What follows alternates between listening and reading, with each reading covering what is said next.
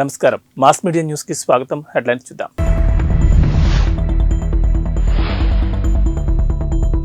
Apartment నుంచి దూకిన సాహసికుడు, parachute తెరుచుకోక దుర్మరణం.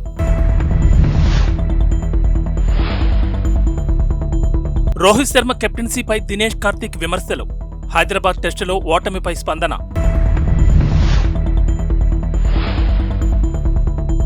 ఉద్యోగం లేకున్నా సరే భార్యకు భరణం చెల్లించాల్సిందే. అలహాబాద్ హైకోర్టు కీలక తీర్పు. అపార్ట్మెంట్లోని 29వ అంతస్తు నుంచి దూకి బేస్ జంపింగ్ చేయాలనుకున్న ఓ బ్రిటిష్ స్కై డైవర్ దుర్మరణం చెందాడు. పారాషూట్ సమయానికి తెరుచుకోకపోవడంతో నేలపై పడి మృతి చెందాడు. థాయిలాండ్లో పట్టాయ్ ప్రాంతాల్లో శనివారం ఈ ఘటన వెలుగు చూసింది. కేంబ్రిడ్జ్ షైర్లోని హాంటింగ్టన్కు చెందిన నేథన్ వొడిన్సన్ స్కై డైవర్. అతనికి ఎన్నో ఏళ్ల అనుభవం ఉంది. తన సాహసాలకు సంబంధించిన వీడియోలు సోషల్ మీడియాలో పోస్ట్ చేస్తూ ఉంటాడు. స్కై డైవింగ్ చేయాలనుకునే వారికి సాయపడుతూ ఉంటాడు. అపార్ట్మెంట్ భద్రతా సిబ్బంది తెలిపిన వివరాల ప్రకారం ఘటన జరిగిన రోజున నేథన్ ఎవరికంటా పడకుండా అపార్ట్మెంట్లోని 29వ అంతస్తుకు వెళ్లాడు. అపార్ట్మెంట్ బయట నిలబడ్డ అతడి గర్ల్ ఫ్రెండ్ నేథన్ సాహసాన్ని రికార్డ్ చేయడం ప్రారంభించింది. ఈ క్రమంలో నేథన్ కిందకు దొక్క పారాషూట్ మాత్రం తెరుచుకోలేదు.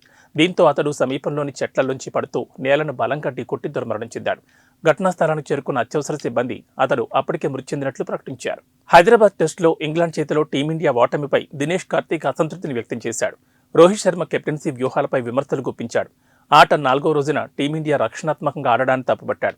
మొదటి రోజుతో పోలిస్తే 4వ రోజు భారత్ చాలా రక్షణాత్మకంగా ఆడిందని అన్నాడు. క్రీజులో పాతుకుపోయి 196 పరుగులు చేసిన ఇంగ్లీష్ బ్యాటర్ ఒల్లీ పోప్ విషయంలో సంప్రదాయ వ్యూహాలను అనుసరించారంటే పర్వాలేదు. కానీ top order batter Tom Hadley విషయంలోనూ ఇదే విధంగా ఆడారు.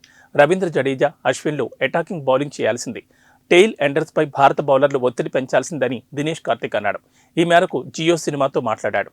భారత క్రికెట్ దిగ్గజం రవిశాస్త్రి కూడా ఇదే అభిప్రాయాన్ని వ్యక్తం చేశారు. భరణం విషయంలో అలహాబాద్ హైకోర్టు కీలక తీర్పు వెలువరించింది. ఉద్యోగం లేకున్నా సరే తన నుంచి విడిపోయిన భార్యకు భరణం చెల్లించాల్సిందేనని స్పష్టం చేసింది. కూలి పని చేసినా రోజుకు 350 నుంచి 400 వరకు వస్తాయని జస్టిస్ రేణు అగర్వాల్ తీర్పు చెప్పారు. తన నుంచి విడిపోయిన భార్యకు నెలకు 2000 చొప్పున భరణం చెల్లించాలంటూ ట్రయల్ కోర్టు ఇచ్చిన తీర్పును ఉన్నావోకు చెందిన వ్యక్తి హైకోర్టులో ఛాలెంజ్ చేశాడు. గ్రాడ్యుయేట్ అయిన తన భార్య టీచర్గా పనిచేస్తూ నెలకు 10,000 సంపాదిస్తోందని, తాను అనారోగ్యంతో బాధపడుతూ చికిత్స తీసుకుంటున్నానని రివిజన్ పిటిషన్లో పేర్కొన్న ఆయన ఈ విషయాలను ట్రయల్ కోర్టు పరిగణలోకి తీసుకోలేదని పేర్కొన్నాడు. విచారించిన హైకోర్టు భార్య టీచర్గా పనిచేస్తున్నట్లు రుజువులు సమర్పించాలని కోరింది. పిటిషనర్ ఆరోగ్యంగా ఉండడంతో డబ్బు సంపాదించే సామర్థ్యం ఉందని, కాబట్టి భార్యకు భరణం చెల్లించాల్సిందేనని స్పష్టంగా తీర్పు చెప్పింది. గుజరాత్లోని గాంధీనగర్లో బాలీవుడ్ 69వ ఫిల్మ్ఫేర్ అవార్డుల వేడుక అట్టహాసంగా జరిగింది. 2023లో విడుదలైన చిత్రాలకు సంబంధించిన అవార్డులను ప్రకటించారు. అలియా భట్ ఉత్తమ నటిగా, రణబీర్ కపూర్ ఉత్తమ నటిగా నిలిచారు. ఇక 12th ఫెయిల్ ఉత్తమ చిత్రం అవార్డును సొంతం చేసుకుంది. రణబీర్ కపూర్ నటించిన యానిమల్, విక్రాంత్ మాసే నటించిన 12th ఫెయిల్ సినిమాలు అవార్డులను కొల్లగొట్టాయి. కాగా విక్రాంత్ మాసే ఉత్తమ నటుడిగా ఫిల్మ్ఫేర్ అవార్డును దక్కించుకున్నాడు. గుజరాత్లో జరిగిన అవార్డుల ప్రధాన కార్యక్రమానికి కరణ్ జోహార్, ఆయుష్మాన్ ఖురానా, మనీష్ పాల్ హోస్టులుగా వ్యవహరించారు. జాన్వీ కపూర్ నుంచి వరుణ్ ధావన్ వరకు పలువురు సెలబ్రిటీలు 69వ ఫిల్మ్ఫేర్ అవార్డ్స్ వేడుకకు హాజరయ్యారు. మాల్దీవుల పార్లమెంట్లో నేడు ఎంపీలు బాహాబాహికి దిగారు. ఓ తీర్మానానికి పార్లమెంట్ ఆమోదం పొందే క్రమంలో ఇవాళ నిర్వహించిన ఓటింగ్ రసాభాస్కు దారితీసింది. ఎండీపీ ఎంపీ ఈసా, పీఎన్సీ ఎంపీ అబ్దుల్లా షహీం పరస్పరం దాడికి దిగారు. మెడ విరిచి జుట్టు పీకి కాలు మెలితిప్పి ఆ ఎంపీల ఫైటింగ్ ఇలా సాగింది. ఇరువురు ఒకరిపై ఒకరు కలబడ్డంతో ఇతర ఎంపీలు వాళ్ళిద్దరిని విడదీసేందుకు తీవ్రంగా శ్రమించారు. సదరు తీర్మానాన్ని వ్యతిరేకించిన కొందరు ఎంపీలు స్పీకర్ పోడియం ఎక్కి స్పీకర్ చెవిలో బోరతో పెద్దగా ఓదరం మొదలుపెట్టారు. ఆ మోత తట్టుకోలేక స్పీకర్ చెవులు మూసుకోవాల్సి వచ్చింది. ఈ రగడకు సంబంధించిన వీడియో సోషల్ మీడియాలో వైరల్ అవుతోంది. ఏపీలో ఒకేసారి భారీ సంఖ్యలో ఐఏఎస్ అధికారులకు స్థానచలనం కలిగింది. నేడు ఏకంగా 21 మంది ఐఏఎస్ అధికారులను వివిధ స్థానాలకు బదిలీ చేశారు. ఈ మేరకు రాష్ట్ర సీఎస్ జవహర్ రెడ్డి ఉత్తర్వులు జారీ చేశారు. మరికొన్ని నెలల్లో ఎన్నికలు జరగనుండగా ఇంత పెద్ద సంఖ్యలో ఐఏఎస్లను బదిలీ చేయడం ప్రాధాన్యత సంతరించుకుంది. తెలంగాణ సీఎం రేవంత్ రెడ్డిని చూసైనా చంద్రబాబు ధైర్యం తెచ్చుకోవాలని సిపిఐ జాతీయ కార్యదర్శి నారాయణ అభిప్రాయపడ్డారు. కేసులతో బీజేపీ భయపడితే న్యాయ పోరాటం చేయాలి కానీ భయపడ్డమేంటని ప్రశ్నించారు.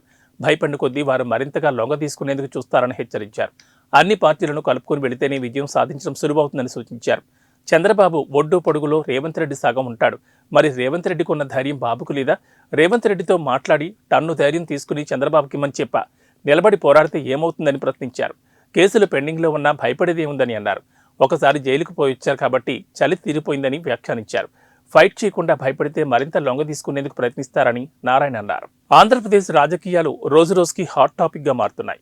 ముఖ్యంగా వైఎస్ రాజశేఖర రెడ్డి కుమార్తె వైఎస్ షర్మిల కాంగ్రెస్ పగ్గాలు చేపట్టిన దగ్గర నుంచి రాజకీయాలు మరింత స్పీడ్ అయ్యాయి. మొన్నటి వరకు వైఎస్ కుటుంబానికి దూరంగా ఉన్న వివేకానందరెడ్డి కుమార్తె సునీతారెడ్డి ఈరోజు కడపలో ఇడుపులపాయలోని గెస్ట్ హౌస్లో వైఎస్ షర్మిలను కలవడం ఇప్పుడు హాట్ టాపిక్గా మారింది. కడప జిల్లాలో వైఎస్ కుటుంబానికి రాజకీయంగా ఒక చరిష్మా ఉంది. అందులోనూ ఆయన బిడ్డలు జగన్, షర్మిల అనేక ఒడిదుడుకులను ఎదుర్కొని రాజకీయంగా నిలదొక్కున్నారు. అయితే గత కొంతకాలంగా షర్మిల, సీఎం జగన్ మధ్య కొంత విభేదాలొచ్చాయి. దీంతో తెలంగాణలో సొంత పార్టీ పెట్టిన షర్మిల ఈ మధ్యనే తన పార్టీని కాంగ్రెస్ పార్టీలో విలీనం చేశారు. అనంతరం ఏపీ కాంగ్రెస్ పగ్గాలు చేపట్టిన షర్మిల దూకుడుగా వ్యవహరిస్తూ కనుమరుగైపోయిందనుకున్న కాంగ్రెస్ పార్టీకి కొంత ఊపిరిని పోశారు. అమెరికాను బర్డ్ ఫ్లూ భయపెడుతోంది. ఏవియన్ ఇన్ఫ్లుయెంజా అని పిలిచే ఈ వ్యాధి కాలిఫోర్నియాలోని పక్షుల్లో శరవేగంగా వ్యాప్తి చెందుతోంది. దీంతో కాలిఫోర్నియాలో కోళ్ల పరిశ్రమ ఏకంగా లాక్డౌన్ ప్రకటించింది. అడవి పక్షులకు ఈ వ్యాధి సోకుతుండటంతో ఆకాశంలో ఎగురుతూనే ఒక్కసారిగా కుప్పకూలిపోతున్నాయి. అయితే ఈ బర్డ్ ఫ్లూ వ్యాధి కేవలం పక్షులకేనా, మనుషులకు, వారి పెంపుడు జంతువులకు కూడా వస్తుందా అనే విషయంలో ప్రజలు ఆందోళన చెందుతున్నారు. మనుషులకు ఈ వైరస్ సోకే అవకాశాలు తక్కువే ఉన్నప్పటికీ పక్షులతో దగ్గరగా మెలిగే వారికి గతంలో ఈ వ్యాధి సోకిన సందర్భాలు ఉన్నాయి. మనుషుల్లో H7N9, H5N1 వైరస్ రకాలు బర్డ్ ఫ్లూ వ్యాధికి కారణం కానున్నాయి. తెలంగాణ ముఖ్యమంత్రి రేవంత్ రెడ్డితో ఇటీవల 4 బీఆర్ఎస్ ఎమ్మెల్యేలు కలవడం రాజకీయంగా ప్రకంపనలు పుట్టించింది. ఇది జరిగి రోజులు కూడా గడవకముందే మరో బీఆర్ఎస్ ఎమ్మెల్యే ప్రకాష్ గౌడ్ రాజేంద్రనగర్ నియోజకవర్గం ఎమ్మెల్యే రేవంత్ రెడ్డితో భేటీ కావడం ప్రాధాన్యతను సంతరించుకుంది. ఈ సందర్భంగా రేవంత్ మిత్రుడు వేం నరేందర్ రెడ్డి కూడా అక్కడే ఉన్నారు. వీరు దాదాపు గంట సేపు చర్చలు జరిపారు. రేవంత్ రెడ్డి, ప్రకాష్ గౌడ్ గతంలో తెలుగుదేశం పార్టీలో కలిసి పనిచేశారు. 2009, 2014 ఎన్నికల్లో టీడీపీ నుంచి ప్రకాష్ గౌడ్ గెలుపొందారు. 2014 ఎన్నికల తర్వాత ఆయన బీఆర్ఎస్లో చేరారు. ఈ రోజు చేవెళ్ల పార్లమెంట్ నియోజకవర్గ సమావేశం జరగనుంది. రాజేంద్రనగర్ అసెంబ్లీ స్థానం చేవెళ్ల పార్లమెంట్ నియోజకవర్గ పరిధిలోకి వస్తుంది. ఈ నేపథ్యంలో రేవంత్ను ప్రకాష్ గౌడ్ కలవడం ఆసక్తికరంగా మారింది. ఇటీవల మంత్రి పొన్నం ప్రభాకర్ గౌడ్ను ప్రకాష్ గౌడ్ కలిశారు. అయితే తాను మర్యాదపూర్వకంగానే పొన్నం ప్రభాకర్ను కలిశానని ప్రకాష్ గౌడ్ తెలిపారు. ఏవీ బులెటిన్ విశేషాలు. నమస్కారం.